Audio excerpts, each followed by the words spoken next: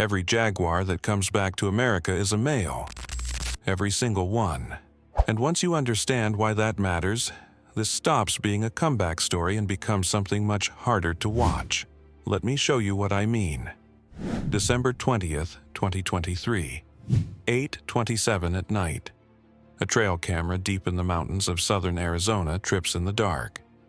It belongs to Jason Miller, a landscaper who films wildlife on the side.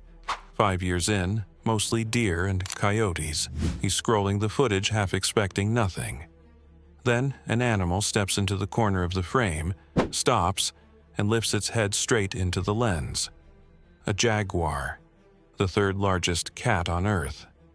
The animal you picture in the Amazon, not in Arizona, standing in the United States, looking directly at his camera. "I couldn't believe it," he said. He'd hoped that maybe, someday, he'd catch an ocelot. Instead, he'd filmed a ghost, because that's what a jaguar is in America. A ghost.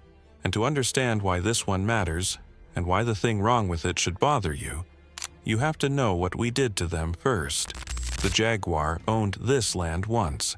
For thousands of years they ranged across Arizona, New Mexico, Texas, even Southern California. Then we arrived, and over roughly a century we shot, trapped, and poisoned them out of existence north of the border. By the 1960s it was finished. The jaguar was gone from the United States. Not rare, gone. A closed chapter. And it stayed closed for 50 years. Then, in 2011, biologists set cameras in the Santa Rita Mountains south of Tucson to study mountain lions. When they checked the footage, a jaguar was walking through it. They called him El Jefe, the boss, and he didn't just pass through.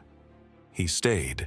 For 5 years, one spotted cat held a home range in the mountains of Arizona, the only wild jaguar in the entire country, famous enough to make the national news. He had crossed one of the most heavily guarded borders on the planet to get there, and then he'd simply moved in.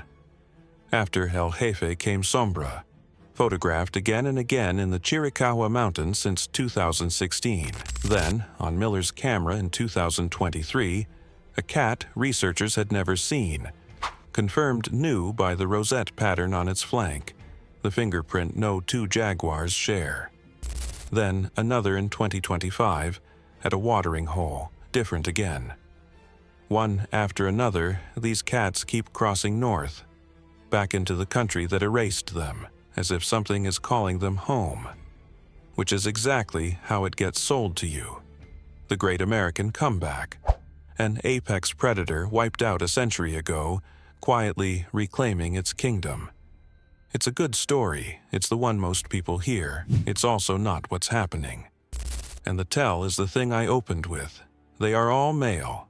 El Jefe, Sombra, the 2023 cat, the 2025 cat. Every jaguar confirmed in the modern United States has been a lone male. That isn't a fluke of where the cameras happen to point. It's written into the species. Young male jaguars disperse. They leave home and travel enormous distances hunting for territory and a mate.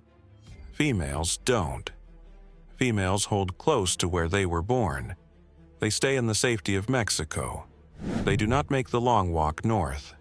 So, the jaguars appearing in Arizona were never the front edge of a returning population. They're solitary males, arriving in a country with no females waiting. And then there's the number that settles it. The last confirmed wild female jaguar in the United States was killed by a hunter in 1963. In the 60 years since, not one has been documented north of the border. Not a single one. Hold that against what these males are doing. Each one crosses the deadliest frontier on the continent. Each climbs into the mountains of a country that slaughtered his kind out of existence. Each goes looking for a mate, and there's nothing there, and there hasn't been for 6 decades. He isn't returning to a comeback. He's arriving at an empty house. And when he dies, or gives up and turns back for Mexico, the count in America resets to 0, and the whole thing waits to happen again to the next male, foolish and magnificent enough to try. That's what scientists see when everyone else sees hope. not a population healing. Ghosts, arriving one at a time, into ground that cannot hold them, because the half of the species that would make the return real has been missing since before we walked on the moon. And it's about to get worse, at the worst possible time. These cats reach Arizona through a handful of wild corridors, narrow, rugged stretches of borderland a big cat can still slip across from the mountains of Sonora, one of the most important cuts through the San Rafael Valley, a 27-mile run southeast of Tucson. In 2025, crews began building a 30-foot steel barrier straight across it. A wall like that doesn't just turn back the next Jaguar. It can trap the ones already here, sealing a lone male inside the United States with no mate and no way home. For a century, the entire survival of the Jaguar in this country hung on those few open threads of border. And we are, right now, closing the last one. Here's the fair objection, and it deserves a straight answer. A few males over 15 years isn't a thriving population collapsing. It's the faint edge of a range that was always thin this far north. Maybe this is simply what that edge has always looked like. And that's true. No one is claiming modern Arizona was full of jaguars, but that doesn't dissolve the problem. It sharpens it to a point. Because the land is ready. The Sky Island ranges of southern Arizona are genuine jaguar country. Prey, water, cover, all of it, and researchers have fought to protect roughly 1,000 square miles of it. The habitat works. The males keep proving the route works simply by surviving it. Two things are missing: females and an open border. And of those two, the one we could protect, the border crossing, is the one we're actively destroying. There was, for a moment, a reason to hope. A few years ago, just south of the line, researchers filmed a cub. They named him El Bonito.